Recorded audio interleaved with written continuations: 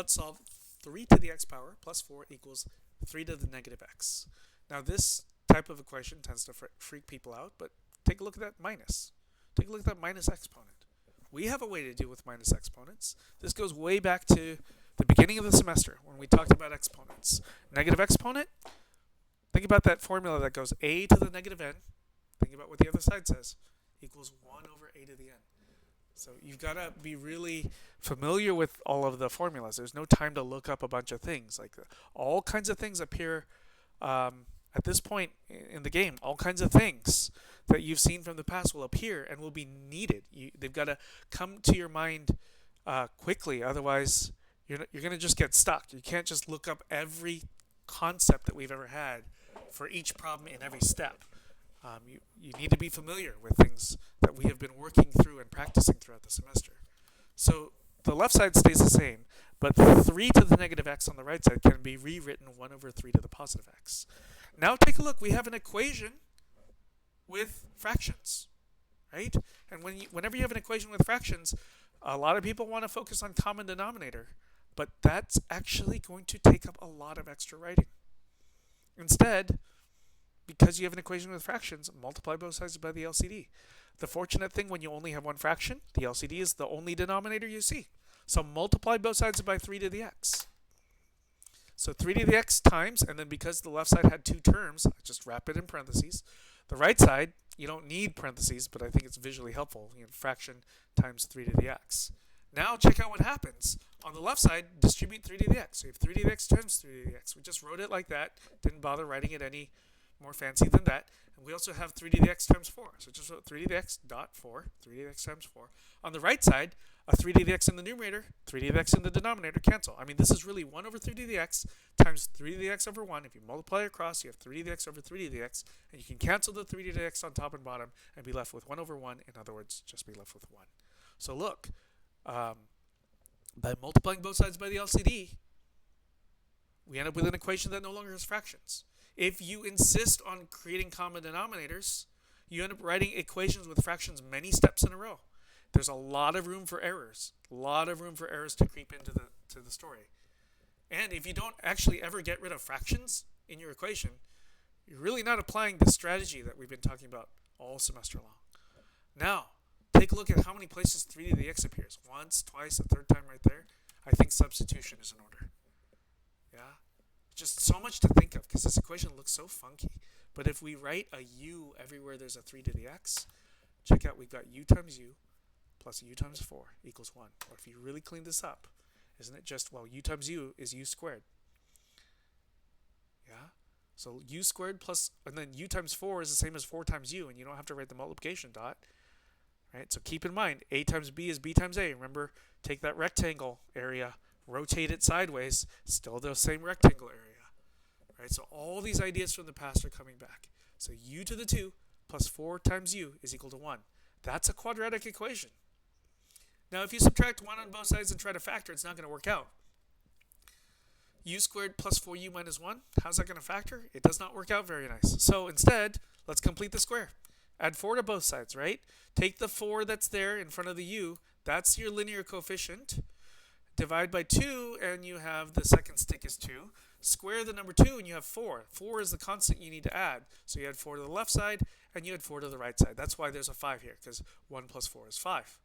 So we've completed the square, we've started the completing the square process. We should factor the left side, because we had completing the square, the left side is something squared. It's u plus second stick squared. So u plus 2 quantity squared equals 5. Square root both sides, don't forget your plus and minus, plus or minus sign. So u plus 2 is equal to plus or minus root 5. Subtract 2 on both sides, u is equal to negative 2 plus or minus root 5. But we're not done, right?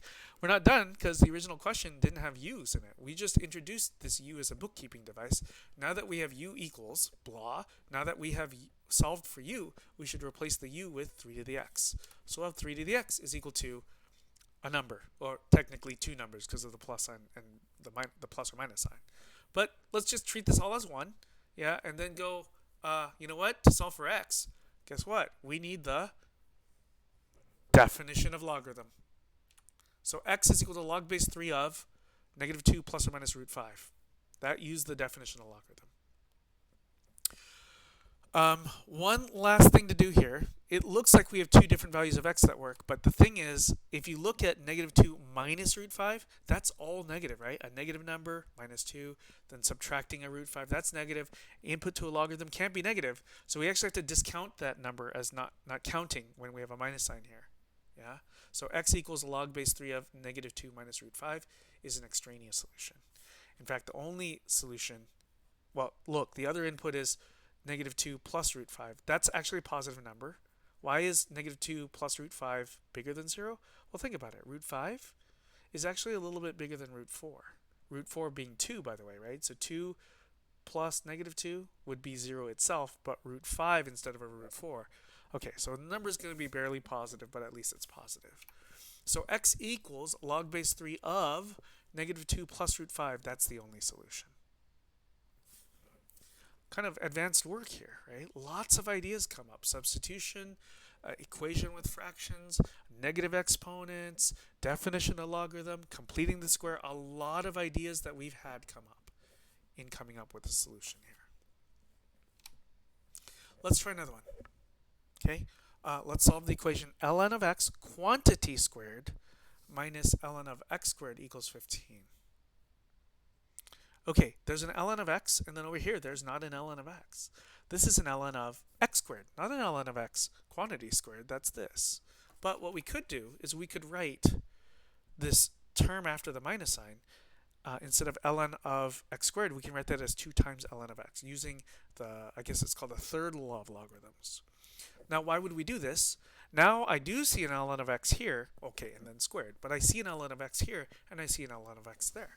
So we can substitute u equals ln of x. And if we do that, we'll have u squared, right? So ln of x there becomes u. There's still a square, so we write the square, minus 2 times, and then ln of x here gets replaced with u. So 2 times u equals 15. Take a look. U squared minus 2u equals 15. That's a quadratic equation.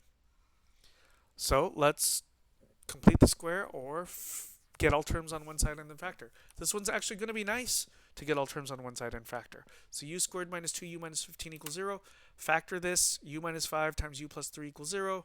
Now apply the zero product property. Again, to apply the zero product property, you need a 0 on one side and a product on the other side. Product is just a fancy word, meaning the result of multiplying things together. Okay, so the product of u minus 5 and u plus 3, that's the official language. We have a product on the left side, we have a 0 on the right side. Apply the zero product property. Again, language is helpful. Okay, so we've got u minus 5 equals 0 or u plus 3 equals 0. If you don't have language, what do you have? You're just floating in the soup of mathematics, right? Okay, so add 5 to both sides here, and you have u equals 5. Subtract 3 on both sides there, and you have u equals negative 3.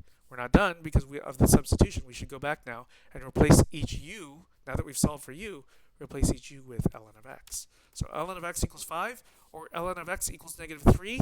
If this looks a bit confusing on this line alone, you may choose to replace, remember ln is just shorthand notation for log base e.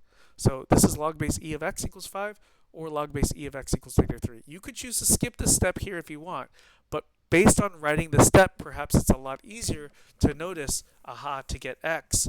No trying to divide by log. That doesn't make any sense. You can't divide by a function. Same deal here. You can't divide by ln, still a function. Okay. The whole point is writing log base e of x equals 5 ought to get you thinking about using the definition of logarithm. So you have x equals e to the 5 or x equals e to the negative 3. This uses the definition of logarithm from here to there and from there to there. Okay, we're not done.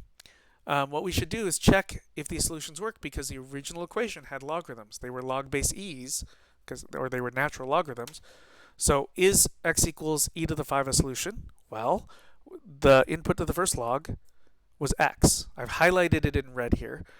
This ln, the input was x, and so x itself is, well, e to the 5th. We plug in for the x here, e to the 5th, and that's positive. Okay, that's good. The next logarithm's input was x squared, and x squared, okay, replace the x with e to the 5th. So if e to the 5th still the square, so to the second, using a law of exponents, that's e to the 10th, which is positive, so that's good. Okay, so what about the next x value was e to the negative 3? Is that a solution? Well, let's go back to the first log's input, which was just an x itself. x itself.